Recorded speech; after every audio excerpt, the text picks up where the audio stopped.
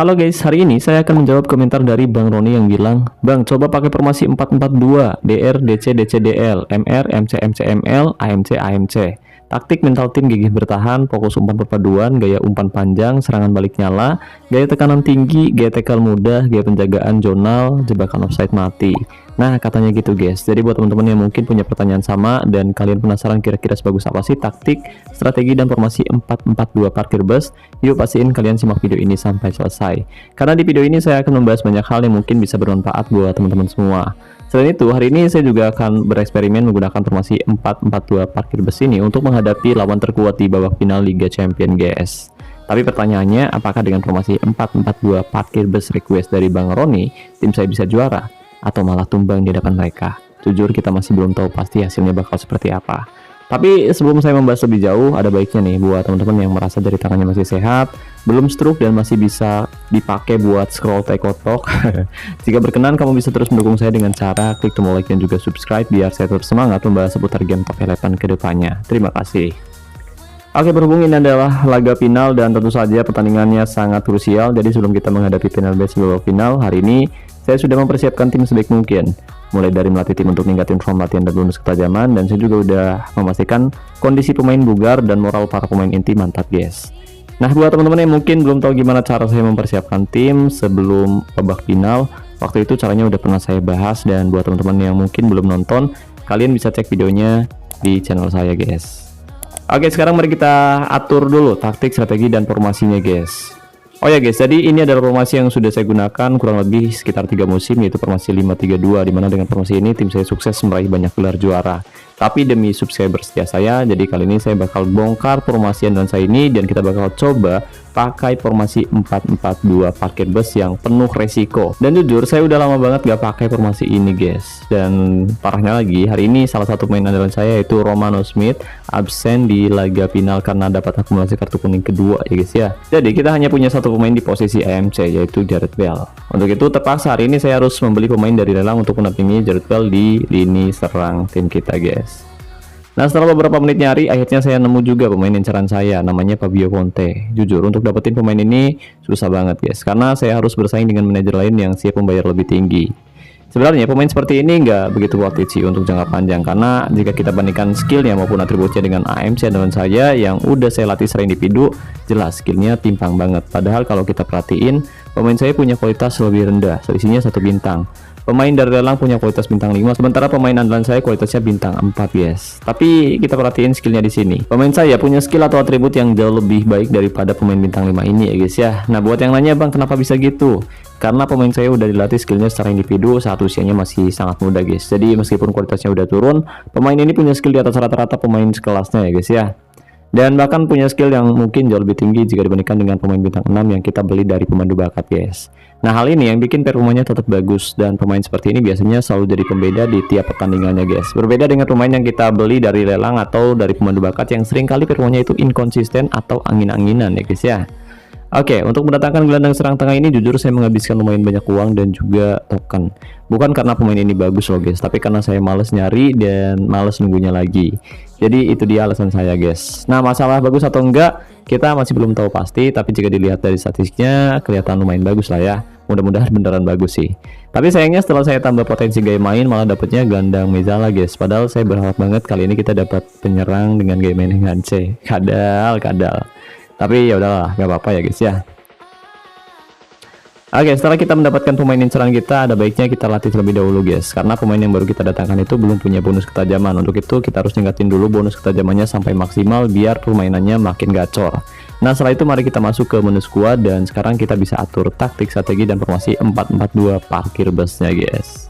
Oke, kurang lebih seperti ini guys. Jadi di belakang kita bisa tempatkan 4 back. Kemudian di tengah ada 4 gelandang dan 2 gelandang serang tengah seperti ini guys. Dan untuk taktiknya sendiri, Bang Roni tadi bilang pakai taktik dengan mental tim gigih bertahan, fokus umpan perpaduan, gaya umpan panjang, serangan balik nyala, gaya tekanan tinggi, gaya tackle mudah, gaya penjagaan jaga daerah tertentu, dan jebakan offside mati. Tapi perlu diingat untuk taktik, strategi maupun formasi bisa saja berubah sewaktu-waktu tergantung situasi di pertandingan nanti guys. Oke guys, dan pertandingan pun akan segera berlangsung antara Fenerbahce versus Monster FC di babak final Liga Elite musim ini. Dan mari kita lihat susunan dari kedua kesebelasan. Tapi sebelum pertandingan berlangsung, buat teman-teman yang nanya, Bang, tolong rekomendasiin HP yang murah tapi bagus buat main game top 11, Bang. Oke. Buat teman-teman yang mungkin lagi nyari HP baru yang harganya murah tapi nggak murahan, kalian bisa coba pakai Xiaomi Poco M7 Pro. Dijamin pasti lancar banget main gamenya, guys. Dan buat teman-teman yang mungkin penasaran dengan spesifikasinya, kalian bisa cek produknya di sudut kiri video ini atau kalian bisa cek langsung linknya pada deskripsi video ini. Oke, dan kick-off babak pertama sudah dimulai. Kita lihat Fenerbahce langsung melakukan tekanan sejak menit awal, tepatnya di menit ketiga. Mereka mencoba membangun serangan dari belakang. Umpan pada Costa cukup baik, melebar ke kiri maksudnya, tapi berhasil direbut oleh pemain belakang dari Monster FC. Formasi 4-4-1-1 versus formasi 4-4-2 parkir bus. Kita bakal lihat kira-kira sebagus apa nih formasi yang direkomendasikan oleh Bang Roni musim ini. Kita lihat. Serangan dilakukan kembali oleh tim lawan dan nyaris saja, tapi beruntung tandukan Erling Haaland masih melambung di atas Mister Gawang. Menit ke-9 skor masih 0-0 untuk kedua kesebelasan. Kita lihat lemparan ke dalam, kali ini Viver Espedo Kanadila, umpan ke tengah bagus sekali. Conte, ini dia debut baru kita, Ezen, luar biasa, dan gol tercipta. Ezen berhasil menyelesaikan tembakan spekulasi yang sangat baik, meskipun posisinya cukup sulit, tapi dia berhasil memasakkan gol ke gawang tim lawan lewat assist dari pemain debutan kita, yaitu si Conte. Skor 1-0 untuk sementara. Kanadila kali ini baik sekali. Sebuah pelanggaran keras dilakukan oleh Kupsisop, pemain dari Fenerbahce melakukan pelanggaran keras kali ini. Kupsinov maksudnya. Satu kesempatan dari situasi bola mati, Gareth Bale ancang-ancang tembak saja dan gol tercipta, luar biasa. Gareth Bale tembakan kaki kiri yang luar biasa dari tendangan bebas, meluncur tanpa bisa ditepis oleh penjaga gawang dari tim lawan. Ya, sangat keras tembakan Gareth Bale meluncur ke sudut kiri penjaga gawang dari Fenerbahce. Kali ini tim lawan mencoba untuk membangun serangan. Mereka mengepung lini pertahanan FC Butang, Monster FC maksudnya. Ya, skor belum berubah, 2-0. Kali ini kita unggul atas Fenerbahce. Hamsa kali ini. Ini persis kayak formasi yang dipakai sama timnas Indonesia U19 kali ya. Kita lihat semua pemain di belakang semua. Sayang sekali mereka berhasil mencuri satu gol untuk memperkecil ketertinggalan. Ya, mirip banget kayak formasi yang dipakai oleh timnas Indonesia pas lagi lawan Australia tadi malam, guys. Kita numpuk pemain banyak banget di belakang, ya kan? Parkir bus. Kurang lebih seperti ini, guys. Kita lihat. Semua pemain mencoba untuk bertahan, tapi sayangnya memang skill dari tim lawan ini cukup baik. Mereka mencoba untuk membongkar lini pertahanan Monster FC, tapi kesulitan. Ya, cukup tenang permainan bertahan dari FC Butang, tapi tetap saja ini permainan yang sangat berbahaya dan mereka sudah berhasil menjebol mencetak satu gol ke gawang Monster FC. Meskipun kita menempatkan lebih banyak main bertahan, tapi ya mereka bermain sangat luar biasa. Kali ini Conte dan gol tercipta. Dia berhasil mencetak gol yang sangat luar biasa setelah mendribble, menggocek lawan dengan sangat baik. Tendangan yang luar biasa dari Conte berhasil membawa Monster FC unggul 3-1 atas Fenerbahce. Gimana sih bacanya, kocak. Espedo kali ini luar biasa. Espedo satu kesempatan tapi masih tepat dipelukan penjaga gawang tim lawan. Oke, mereka bermain sangat luar biasa meskipun penjaga gawangnya punya performa yang kurang begitu bagus. Spinov bagus sekali serangan balik kali ini. Conte, umpan pada Espedo sangat baik, kembali pada Conte, umpan terobosan kali ini Ezen, bagus sekali Ezen, dan gol kembali tercipta. Luar biasa serangan balik yang kita lakukan berhasil diselesaikan dengan sangat bagus oleh Ezen. Pemirsa, skor 4-1. Kita memimpin atas Fenerbahce di babak final, tapi jangan senang dulu, tim lawan punya kualitas dan kapasitas yang sangat bagus. Bisa jadi mereka kembali mencetak gol di laga kali ini. Ezen luar biasa, tapi sayang sekali tembakan Ezen kali ini masih bisa diamankan oleh penjaga gawang dari Fenerbahce. Ya, formasi yang cukup bagus, yaitu formasi 4-4-2 parkir bus. Ezen Dari sisi ke sebelah kanan Espedo, tapi masih tepat di pelukan penjaga gawang. Penempatan posisi yang sangat baik dari penjaga gawang Fenerbahce. Menit 44, skor 4-1 untuk sementara paruh waktu. Jangan senang terlebih dahulu guys. Jangan senang terlebih dahulu karena bisa jadi tim lawan comeback di laga kali ini. Tapi agak sedikit mustahil sih, tapi tidak menutup kemungkinan karena kalau kita lihat tekanan demi tekanan yang dilakukan di babak pertama, tim lawan berhasil menyulitkan lini pertahanan kita. Ya meskipun di sini kita menempatkan lebih banyak pemain yang tipikalnya itu bertahan ya guys ya, tapi tim lawan benar-benar mendominasi penguasaan bola untuk sementara. Mereka mendominasi gameplay guys, meskipun kita ya harusnya mendominasi penguasaannya. Kita coba serang lewat tengah ya guys ya, kita coba serang lewat tengah dengan sudut. Dan untuk form latihan kita gunakan kondisi, soalnya kan kondisi mungkin kita lelah karena gaya tekanan tinggi yang kita terapkan sejak menit awal. Semoga dengan perubahan taktik ini kita bisa mempertahankan kedudukan, atau yang penting jangan kebobolan lah. Berbahaya kali ini. Huzak lewati penjagaan sangat luar biasa, dribble yang sangat bagus tapi nyaris membuahkan gol untuk Fenerbahce. Satu tekanan yang dilakukan nyaris saja berhasil diselesaikan oleh pemain depan dari tim lawan. Serangan balik kali ini Ezen, Espedo, Conte. Bagus sekali, kosong di sana. Conte kembali menerima bola, umpan pada Espedo, tapi sayang sekali terlalu tergesa-gesa. Maksudnya umpan ke Kanadila, tapi berhasil dipotong guys. Oke, kita akan coba melakukan pergantian di menit ke-75 ya.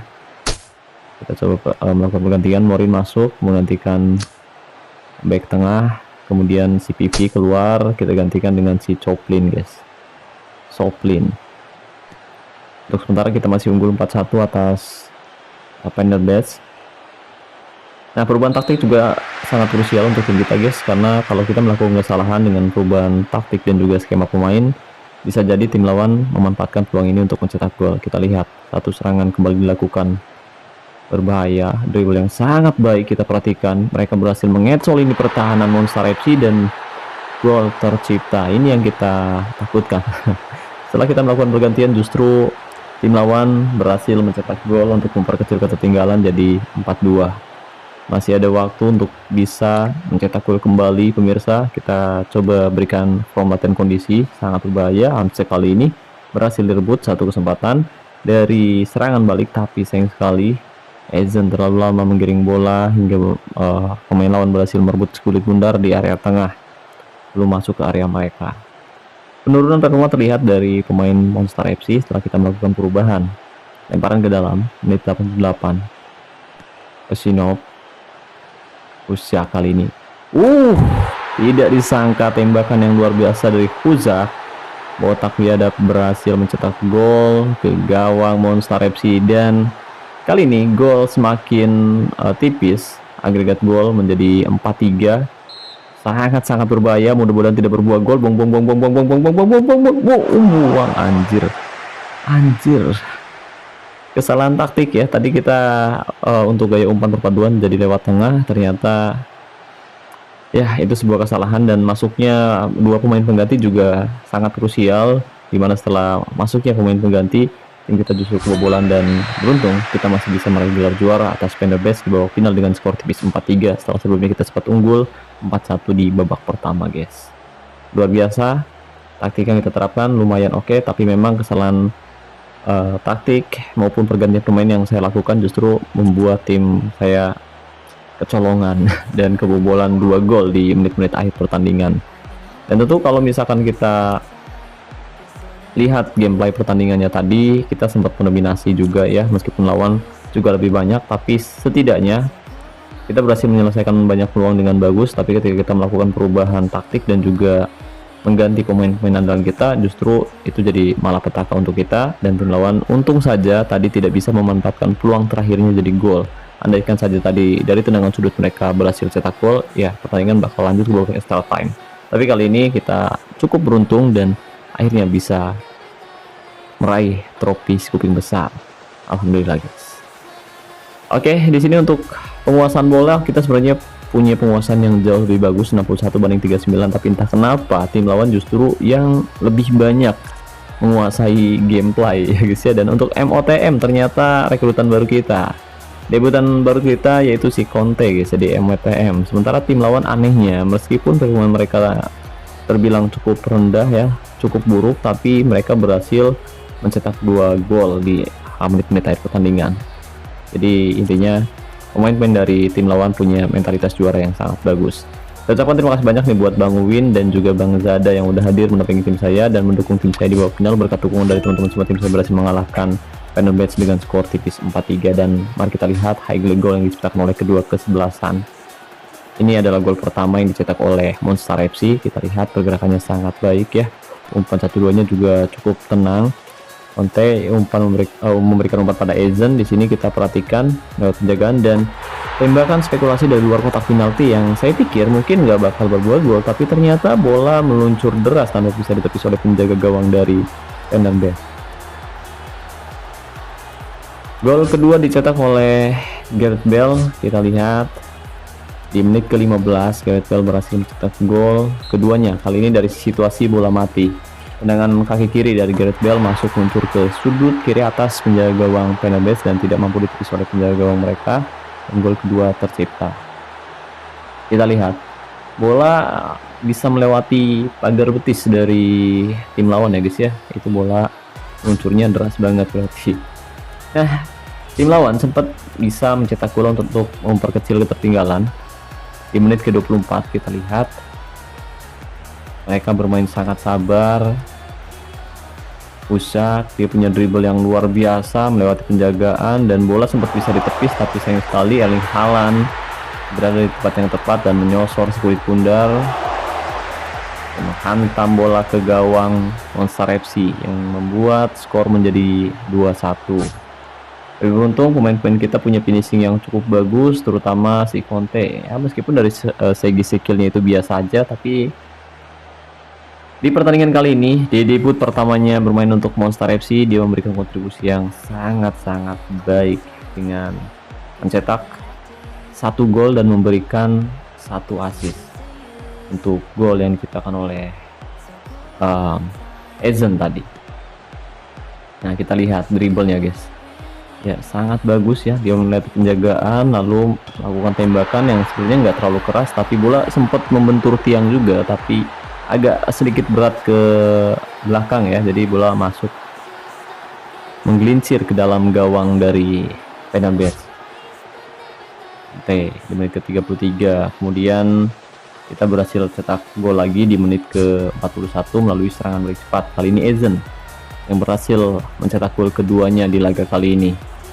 Nah, mereka sebenarnya mencoba untuk bermain lebih sabar, tapi memang agresivitas yang kita lakukan membuat mereka kesulitan untuk bisa membangun serangan dengan baik. Ya, Conte lagi-lagi dia memberikan 2 assist dan 1 gol. Ezen untuk 2 gol Ezen, luar biasa guys. Ya, tidak ada yang berhasil mengejar Ezen di kesempatan kali ini. Kemudian setelah gol itu kita kesulitan untuk bisa mencoba membangun serangan kembali dan tim lawan justru yang berhasil mengemas 2 gol setelah kita melakukan perubahan taktik dan melakukan pergantian pemain. Nah, kita lihat meskipun kita menempatkan banyak pemain di belakang ya, tapi kita kesulitan untuk bisa mencetak gol.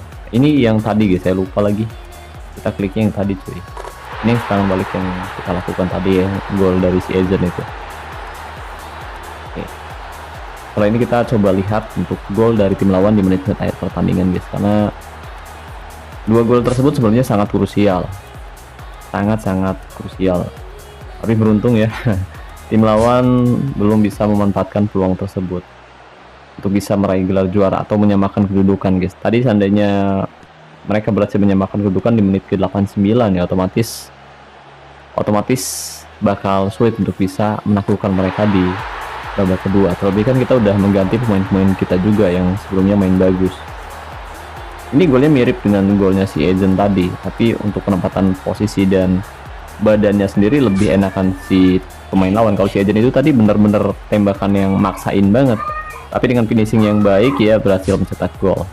Nah, si Husjak ini berhasil cetak 2 gol di menit-menit akhir pertandingan guys. Di menit 88 kita lihat dia berhasil cetak gol di menit 88 si Husjak.